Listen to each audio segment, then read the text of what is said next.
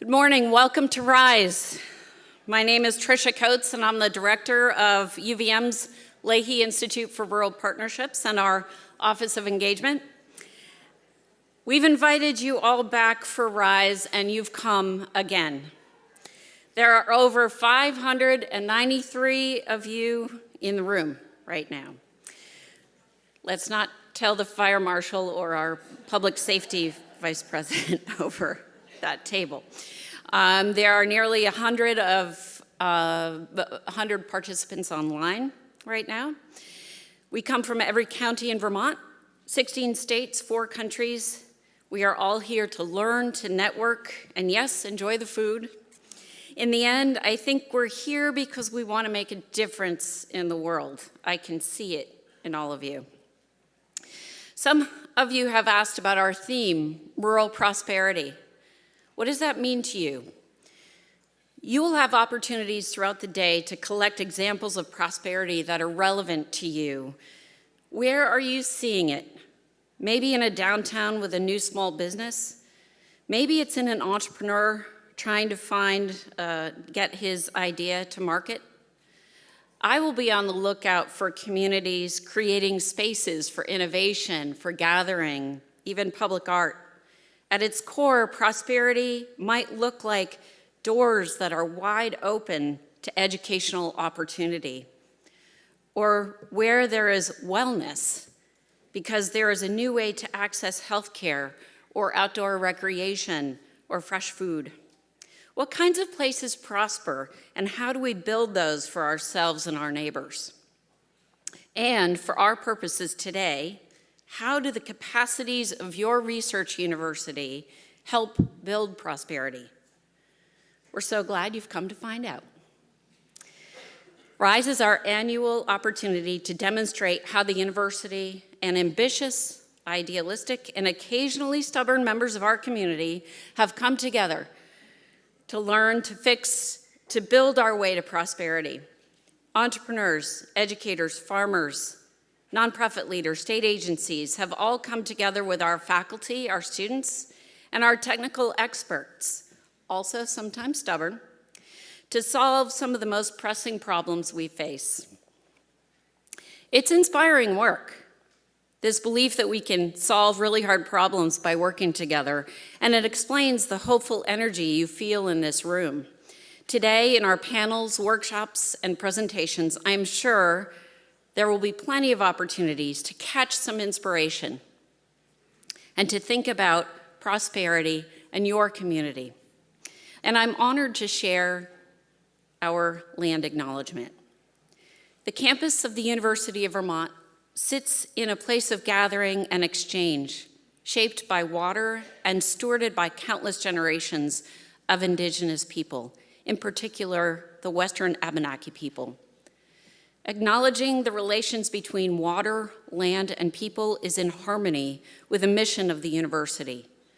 Acknowledging the serious and significant impacts of colonization on Indigenous peoples is a part of the university's ongoing work of teaching, research, and engagement, and an essential reminder of our histories and our interconnected futures for the many of us gathered on this land.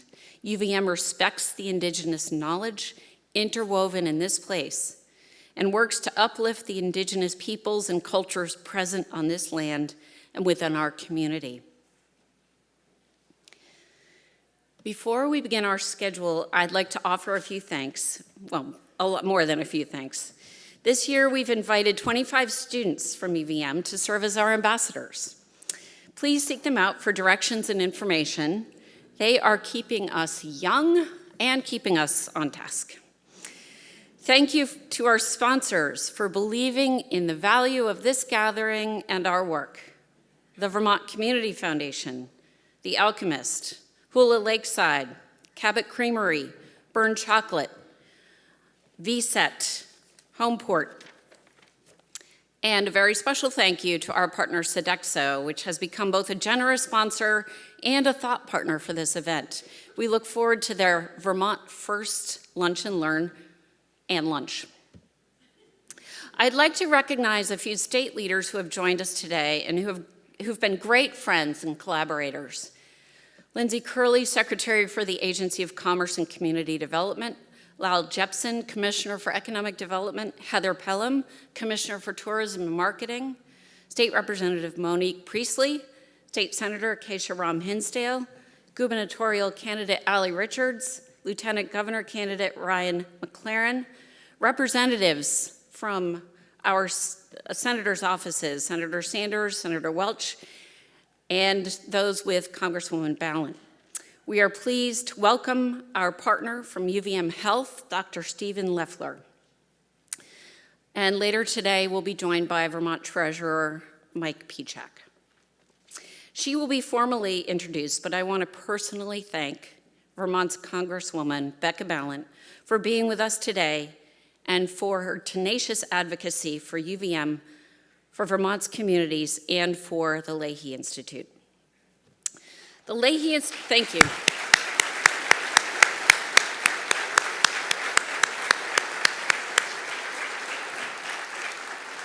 The Leahy Institute is almost 3 years old, and while engagement is nothing new to the University of Vermont, our grants, convenings, engagement, and boosterism for partnership are new and unique.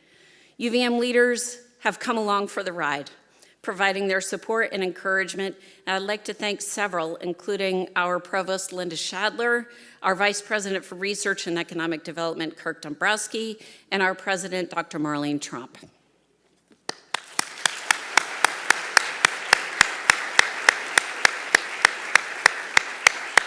Pulling off this event with this large with grace is only possible with UVM Event Services. Thank you, Maureen Cartier and her team.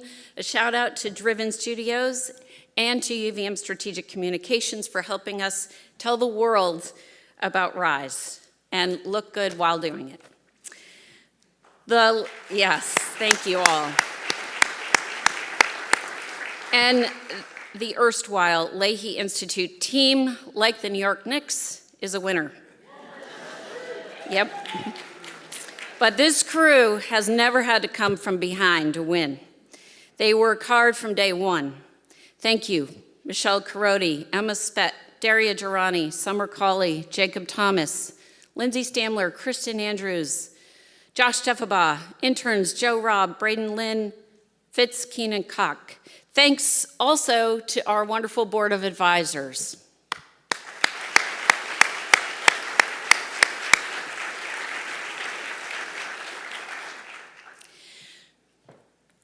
Dr. Marlene Trump, our president, is unable to join us today and sends her sincere regrets.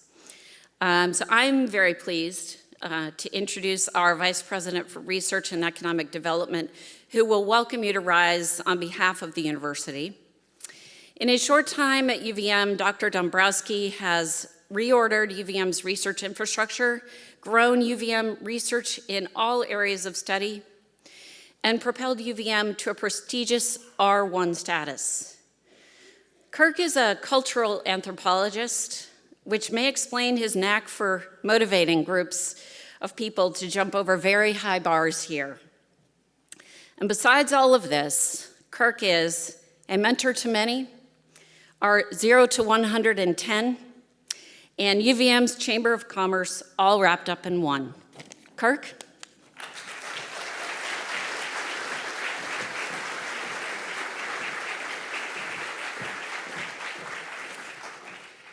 I've had the pleasure and privilege of working for Patricia for 3 years now. It's been,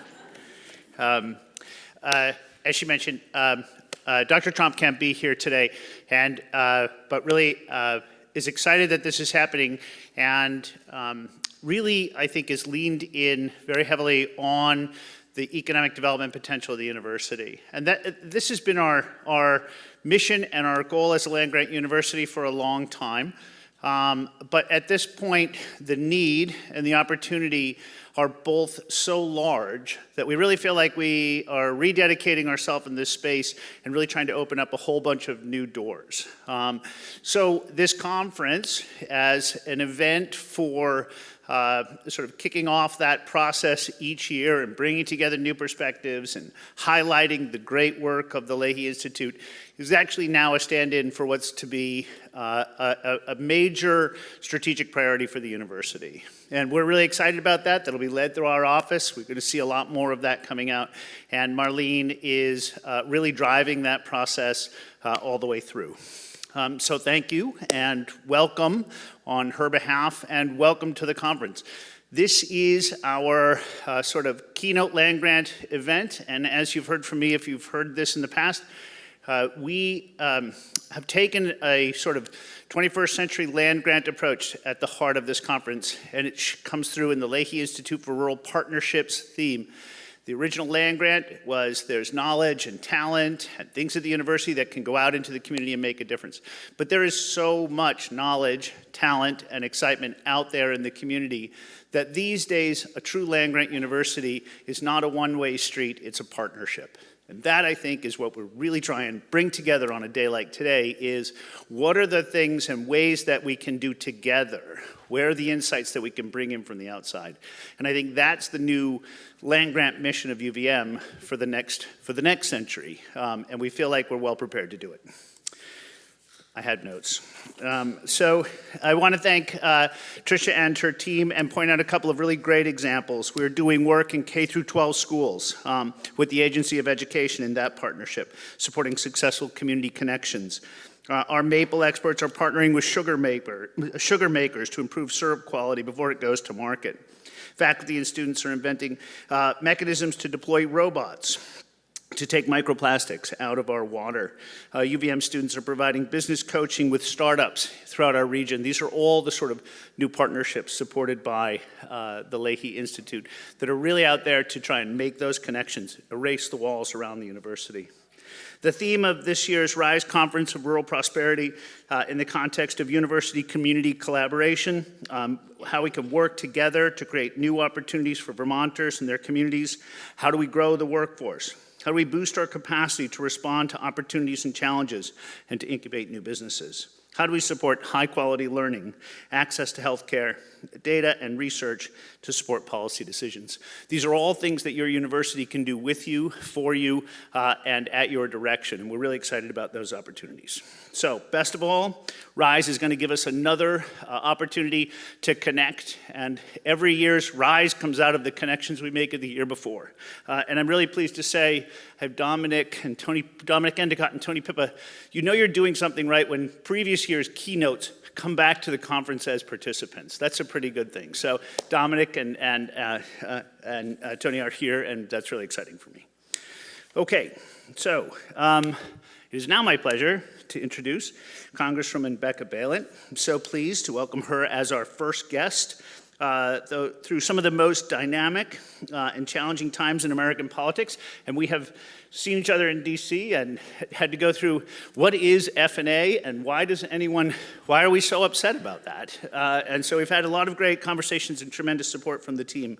I'm continuously grateful for our representatives in Washington, as I know them all now, Bernie's team, Peter's team, and Becca and team. Congresswoman Balint fearlessly advocates for education, for science, and for opportunity.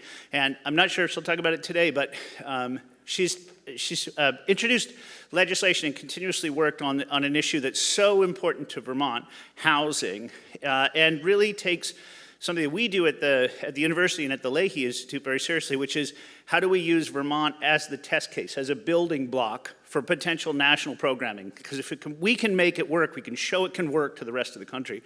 And Congresswoman Balint has been a huge part of that process in trying to bring what's worked here out to the country. So as we consider rural prosperity and how our communities deserve a chance to thrive, we're pleased to have Becca here to share her thoughts about the future of our rural places. Congresswoman Balint.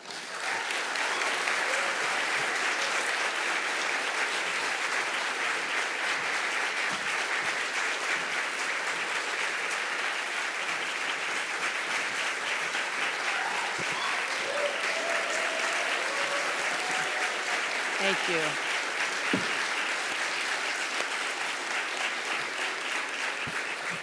Thank you so much. Good morning, everyone. I like to do these events so it can act as a sort of proof of life because I know a lot of people worry about me. I hear from Vermonters all the time about, how are you doing it? How can you stand it? Well, look, it is the honor of my life to get to represent all of you and to serve you. And I would rather be in the fight than not. So know that as hard as it is, I'm right where I should be.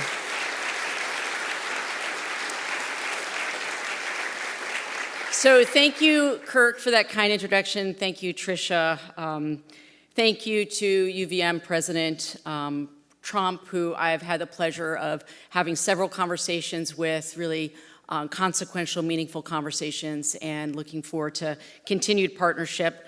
I want to thank the Leahy Institute for Rural Partnerships and everyone that made this summit possible.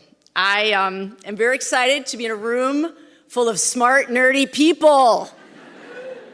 I love it. And it's great to be in a room with people who aren't just talking about ideas, but are really trying to implement them. Because like you, I'm a doer. I want to solve problems. I don't want to do a lot of navel gazing. I want to roll up my sleeves and get in there and figure out how we make life better for Vermonters, but also for folks living in rural areas across this country. So researchers, educators, entrepreneurs, nonprofit leaders, students. If you're a student here at UVM, can you just stand up? Can you just stand up? Come on. Yes. Yes. Thank you. Thank you for indulging me. It's a pet peeve of mine when people say, you are our future. You're not our future, you're our now. You're our now, and I'm so glad you're in the room. I want to begin with a quintessential Vermont story. It's an important one. I know some of you have heard it, but for those of you who may not have heard it, I want to lay it out for you. There was an extraordinary thing that happened at the Haskell Public Library and Opera House. It is a library that literally straddles the US and Canada border, and it was built there for a reason. It was supposed to be a library for two communities, for Derby Line, but also for Stansted, Quebec. For 140 years, the Haskell Library has been a hub of that shared community across lines. And there is a line, for those of you who haven't been up there is a line on the floor of the library that marks the border that separates our two countries. And when you go to see a performance there, and you should definitely do that, go to the Opera House upstairs, the audience is sitting in the United States, but the performers are performing in Canada. Okay, it's actually an incredible building that is a sign of hope and friendship and community and connection. And since its inception, visitors from Canada have been able to walk down the sidewalk, across the border, into the front door, which sits on the Vermont side. And they haven't had to pass through any kind of border or customs to visit the library, because again, it's been there for 140 years, and they see each other as one community. Unfortunately, that changed early in 2025, and the US Department of Homeland Security announced that the Canadian library users could no longer do that. They were going to have to cross through a port of entry, and the closest one is down the road on 91, and it felt like a very personal issue as bifurcating their community. And it made international news. And the community responded. And the board of trustees of the library, the community, the state, the provincial partners, all set out to make it possible for there to be a fully accessible emergency exit on the Canadian side of the border. And now it wasn't simple. They had to work with two municipal structures, two state governments, two historic preservation entities, but they persevered. And last week, they inaugurated the new entrance with great fanfare, with many hugs and a few tears. It was a celebration of unity, of integrity, of ingenuity, of community, of how neighbors in rural communities come together to solve big problems, seemingly intractable problems. And I wanted to start with that because that's the spirit we need more of right now. Seeing problems as possibilities, as opportunities for us to look at things in a different way. And I know that is absolutely the spirit of this gathering, which is why I'm so happy to be here. And this year's theme gets at something incredibly important and urgent in this moment in particular. We cannot solve the rural challenges that Vermont faces and also states across this nation if we remain in our silos. If we can't design solutions for rural America without rural people at the table. Because people in what I like to say are scrappy little communities across our state and our nation, those people know how to get stuff done. They know how to dig in and look at the possibilities and say, yes, I hear you naysayers, and I'm turning the volume down on you, and I'm looking for the opportunities.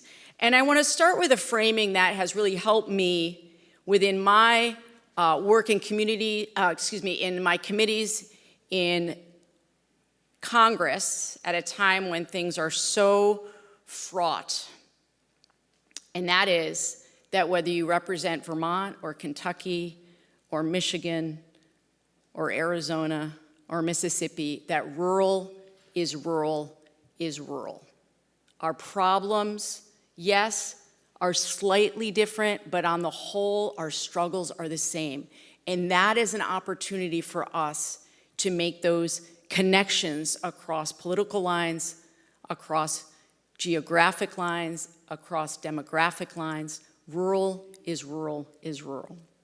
You see it in workforce shortages, something that I've worked on for years, both in the state legislature and now in Congress. You see it in the strain on our healthcare systems. You see it in housing, something else that has been incredibly important to me throughout my political career. And you see it in the quiet but persistent challenge of people feeling like their communities are being left behind on the national stage. And you know it, rural America has been hollowed out for decades. And that is a policy reality in this moment, but it doesn't have to be our future. And that's why these gatherings matter so, so much.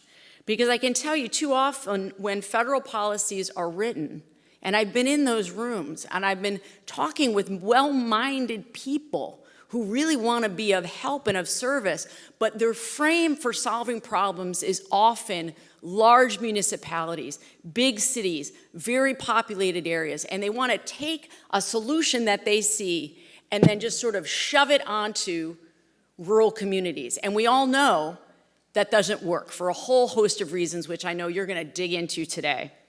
So that even when programs are well-intentioned, they can unintentionally widen the gaps between rural and urban, between the haves and the have-nots. And that is how we, in this summit today, in all of these conversations today, are going to take a new set of eyes to this and really work on the fairness that has to be at the center of the policy decisions that we make. So we're treating rural communities not as a problem to be managed, but as places of innovation and partnership and possibility. You're building systems where universities are not ivory towers, which is why I'm so glad that we have the partnership of the work of President Trump at UVM and the Leahy Center, all of these things, understanding that rural is not the problem. Rural is a place where incredible ideas can be not just incubated, but spread to the rest of the country, where local governments are not afterthoughts, but are actually can be co-designers of the solutions, where businesses and nonprofits are not operating in parallel, but are working together towards the same goal, which is making rural communities stronger, more resilient, and ultimately more connected. That kind of partnership is absolutely essential. And You're going to dig into it today. You know these problems are not simple. They're often not straightforward. They require applied research. They require real-time data. They require trust between institutions. And trust is built over time. Trust is not built in grand gestures. Trust is built in moments of connection when we show up honestly and candidly with each other and lay our cards onto the table and have a real, honest conversation about what's happening. And that is the work that you're going to be doing today. Now, I think there is a tendency in these conversations to treat artificial intelligence as something that is happening elsewhere. It's happening everywhere. And we assume that the decision-making must be left to the major tech hubs, to large corporations, and to our urban centers. But the truth is, AI is already helping to shape our communities. It's shaping agriculture, the healthcare industry, educational access, workforce development, even how small businesses operate in communities across Vermont and the country. And there are concerns there. However, the question isn't whether rural America will be affected, but rather how rural America will be part of helping to shape it. The genie cannot go back in the bottle, but we have to be at the table to help set the parameters and the guardrails and make sure it is working for us. And that things aren't being done to us, but that how we are helping to shape our own destiny. It should be something that is built with us in mind at its very inception and not as an afterthought.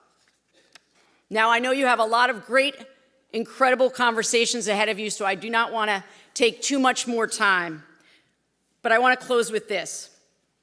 If we get this right, if we don't just close gaps between rural and urban America, we unlock something so much bigger. We unlock the full potential of communities and individuals that have often been underestimated in our national story. And we have to be part of writing the next chapter of that national story. And rural America is not on the sidelines of innovation. It's central to it. And the work that you're doing here across institutions, across disciplines, across communities is exactly how we make sure of that. Now, I'm going to leave you with this. A lot of people ask me, how do I do the work? How do I show up every day? How do I show up with a frame that is about possibility and promise? And so I wanted to bring up to you a strategy. This is one of my books of big ideas, and I got a whole stack of them that I filled over the course of my time in public office. And it is full of ideas that I've gleaned from interviews and reports and poetry and thinkers and science and psychology. And without this, without being able to every morning before I set out for my apartment and walk to the Capitol, if I didn't get myself thinking of big ideas every day outside of the swirl of negativity in the viper pit, I would be paralyzed. And I refuse to be paralyzed. So this morning, as I do every morning, I opened up one of my books to see what page would come up, to see what I had written down maybe 2 years ago, 3 years ago that I'd forgotten. And this morning, what jumped out at me was a quote by writer George Eliot. And she wrote, "It's never too late to be what you might have been." And that's absolutely true for rural America. So thank you so much for the invitation. Thank you for being here. Thank you for believing in possibility and promise. Thank you so much. Have a great day.